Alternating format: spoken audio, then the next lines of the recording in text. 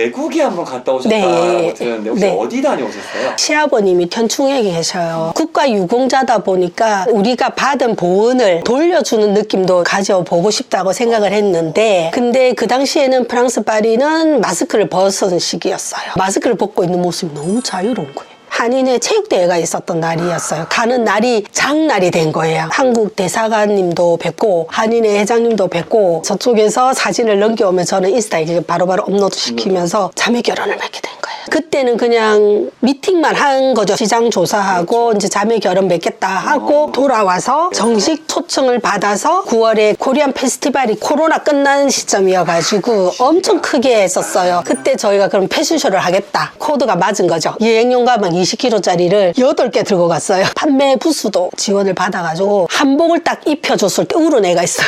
너무 예뻐가지고. 근데 그 친구가 2022년도, 2023년도 올해까지 행사에 온 거예요. 제가 가는 줄 알고 내 옷을 입고 빨간 저고리에 밑에 파란 치마, 밑에는 바지 입고 위에는 힙하게 저고리를 입는 패션을 제가 거기서 처음 눈에 들어왔거든요. 지금은 젊은 친구들이 바지에 저고리 많이 입어요. 깜짝 놀랐어요. 행사 마치고 이태리랑 베니스랑 쭉 돌아서 왔거든요. 레드카펫도 밟았어요. 저 베니스 거기 가서도 이제 밟고, 입양아들한테 사실 기부를 했는데, 입양아들은 사실은 한국을 떠난 지 너무 꽤 오래됐기 때문에 한국어를 하는 사람은 거의 없었어요. 내가 기부를 하겠다니까 이상하게 생각하는 거예요. 그 사람들은 그런 개념이 없잖아요. 그러니까 입양아이긴 하지만 프랑스인이에요. 의식 구조가. 왜 나한테 옷을 줘? 의아해했어요. 일에는 그렇게 해서 사진도 찍고 물론 하여튼 행사는 다 끝났어요. 그리고 옷을 다 드렸는데 고맙다고는 했는데 네, 그렇게 했어요. 그 다음 해에 갔을 때는 그 옷을 입고 다 온 거예요.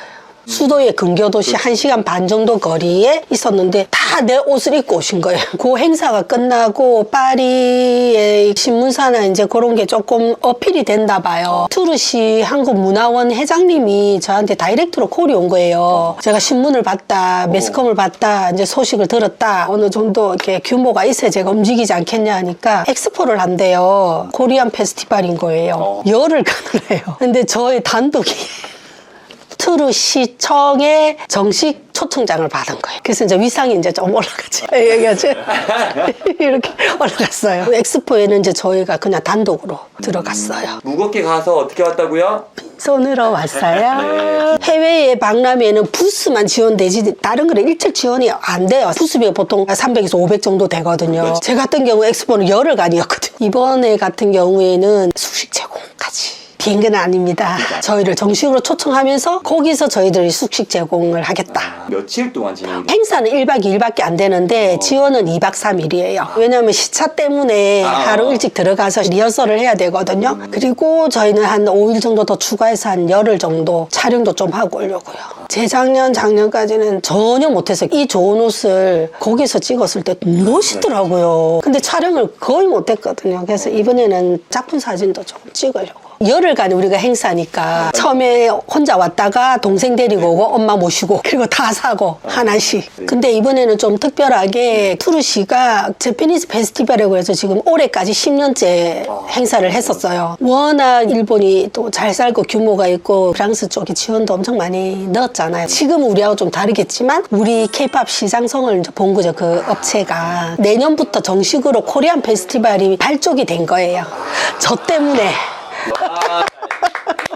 제가 결혼하고 독일에 유학을 갔었거든요. 그때 느낀 게 뭐냐면 파리에서 패션쇼 한다면 누구나가 다 부러워하고 알아줬잖아요. 근데 전부 다 전통 한복이에요. 그 사람들이 얘기하는 게 그래요. 너무 예쁘다. 너무 아름답다. 근데 우리는 근접할 수 없는 옷이다. 그래서 거기에 제가 착안을 한 거죠. 생활 한복. 우리가 뭔가를 컨셉을 잡아야 되는데 그냥 가서 판매하는 것도 우습고 그냥 패션쇼 하면 우리만 베푸는 느낌이 들어서 좀 손해보는 느낌? 옷을 다 만들어야 되니까 힘들잖아요. 그래서 좀 의미 있는 걸 뭐 해보고 싶다고 자꾸 얘기를 해서 생활 한복은 지금 해외에서는 구매할 수 있는 곳이 아무 데도 없어요. 파리나 프랑스에 계신 분들은 생활력이 강하신 분들이 많다 보니까 너무 그래 옷에 막 그렇게 투자하는 스타일은 아니죠. 굉장히 금소하시잖아요. 내추럴한 느낌 되게 좋아하는. 거기 가서 제일 그 판매가 많이 된 건 로브 가디건.